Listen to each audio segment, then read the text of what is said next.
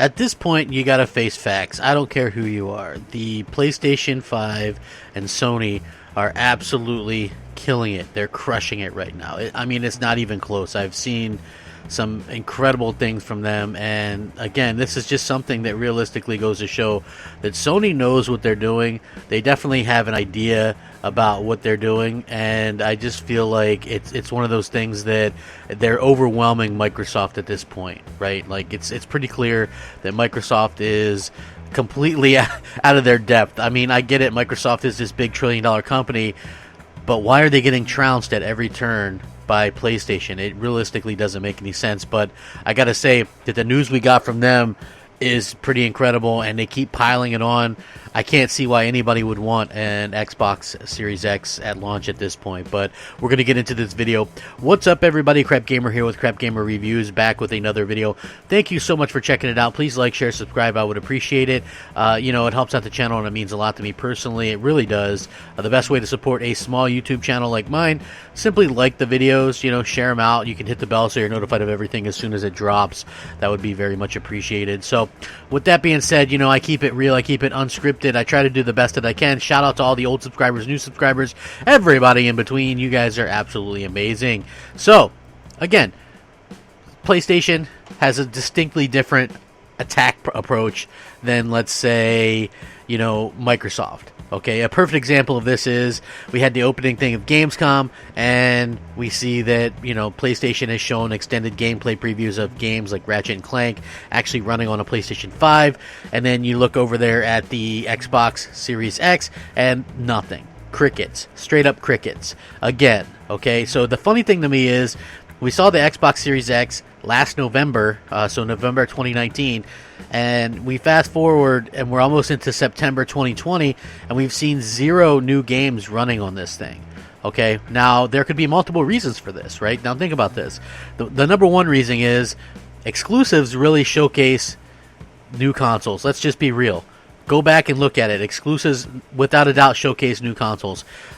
Even though I didn't like the game, Killzone Shadowfall, absolutely stunning, amazing-looking game. That was a launch game for the PlayStation 4. Infamous Second Son, that launched a few months after the launch.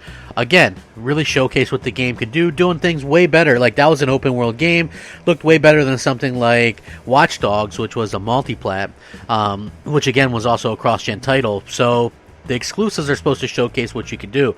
Even on the Xbox side, right? We saw Rise, Son of Rome, absolutely gorgeous looking game at launch. You got Titanfall a few months after that. You really got the sense of what the Xbox One was possible of doing. And, you know, and that's something that you wanted to show off, and they showed it off. So when we look at the Xbox, and what are they showing off for the Xbox Series X, like 2.5 months from launch?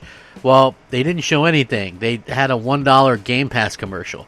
It really shows you where their head's at, and it really kind of shows you the stark difference between Microsoft and Sony. And I'm not saying that, you know, Sony is, you know, great and Xbox sucks. I'm not saying that at all. What I'm saying is Sony's approach is much more relatable for people who have been gamers for a long time. Okay, if you've been gaming for a long time, you like that idea that, you know, you're going to be able to play your game that isn't possible on the previous hardware. You know, you get that whole sense of feeling wanted by a company, and I just get the idea and the overall feeling that that's their approach, is to status quo, and they're going to be doing that by bringing out great exclusives and things like that. Microsoft is trying to focus on the quote-unquote value of Xbox Game Pass, which it's only a value, in my opinion, if they're able to go ahead and put out those big AAA first-party games day and date. The fact that they haven't been able to do that speaks absolute volumes, and it kind of is a little bit scary. People are noticing. I noticed yesterday, after we saw that gorgeous Ratchet & Clank gameplay, Xbox fanboys, even the hardest core, and some of these people have me blocked on social media, so obviously you see the screenshots and stuff of people saying Xbox is in trouble. How come we haven't seen any gameplay and we're 2.5-3 months away from launch, right? Why haven't we seen a single ounce of gameplay? And again, I think the big problem is the fact that they have no big first-party games to showcase. Like, everything we saw was definitely something that was far away and wasn't gameplay. It was actually like CGI or in-engine, quote unquote. So you have that sort of situation where they don't have anything first party, which is supposed to showcase the hardware, and Halo looked terrible, and they didn't show that on the hardware to begin with. And then you look at the multiplats, and the multiplats are all pretty much cross-gen as it is too. So it's not going to showcase what they're trying to do, and these games are going to look so similar on the PlayStation 5 as they do on the Xbox Series X. I think there's a little bit of fear there to really showcase games running on the Xbox Series X, because this isn't a situation where there's a 40% difference like between the Pro and the Xbox One X. This is like a meager 16% difference, and there's not going to be really any difference shown. So what is going to make people want to get a Series X? They keep talking about power, but when are they going to show it? Again, that's going to be a big problem. Sony makes them look absolutely ridiculous at every single turn. And now they've come out, and we saw some awesome Ratchet and Clank Rift Apart gameplay. The visuals, absolutely. Who would have thought that would be a showpiece, right? Who would have think about this? Whenever I bring up that Xbox hasn't really had any games, and where's the games, people go, well, games take time. And then I'll point out that Insomniac Games came out with Spider-Man in 2018. They're going to come out with Spider-Man Miles Morales in 2020, and Ratchet and Clank now is confirmed for early 2021. So how is it that studio can do games at stellar games in such a short amount of time, but we're not expected to get anything from Xbox Studios in the same amount of time or even more time? To me, that just doesn't really make any sense. It doesn't compute. So if you watch the trailer in 4K, it looks absolutely fascinating. It's amazing looking. You get a taste of the 3D audio features right at the beginning. There's things crawling through some foliage, and you can hear it around in your ear. Watch it with headphones. I'm telling you, it sounds great.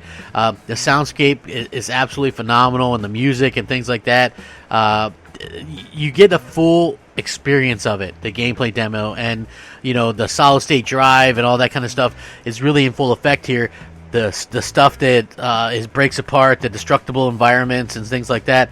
It's next generation, folks. This is what it should be about. This is what it's all about.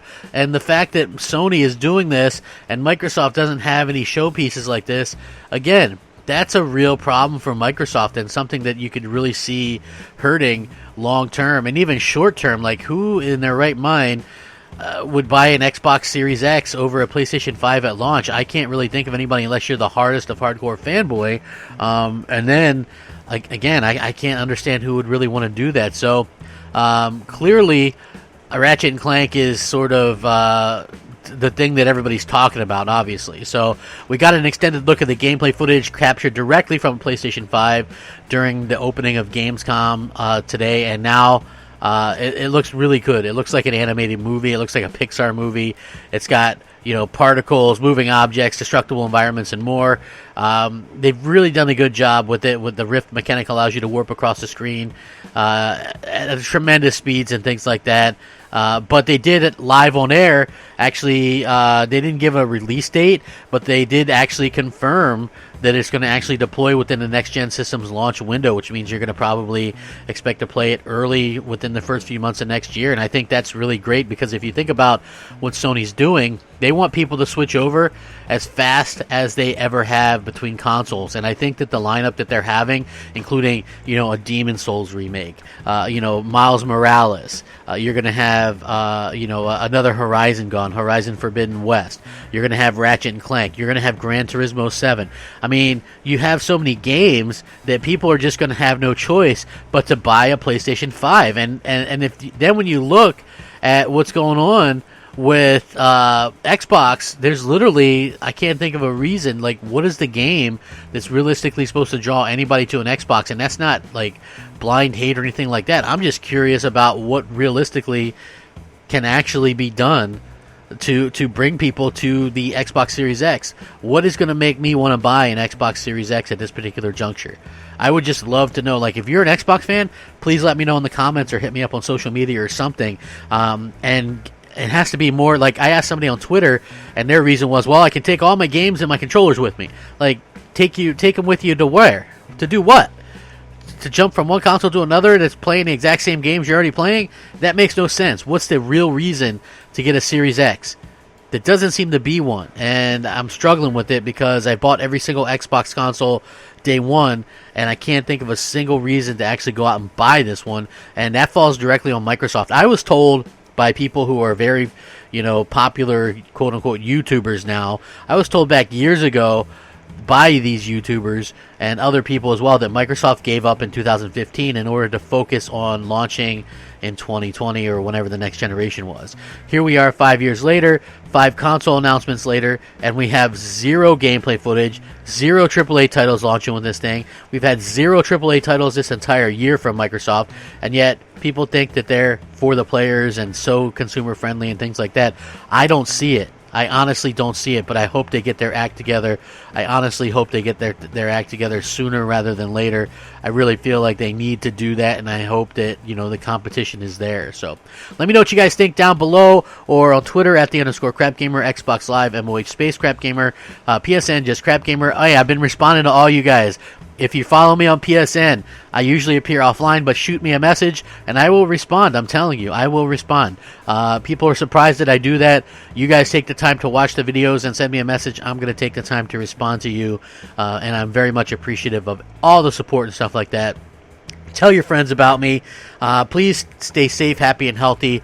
Rack 'em up. Game on, my friends. Game on. Crapgamer, out. Unscripted.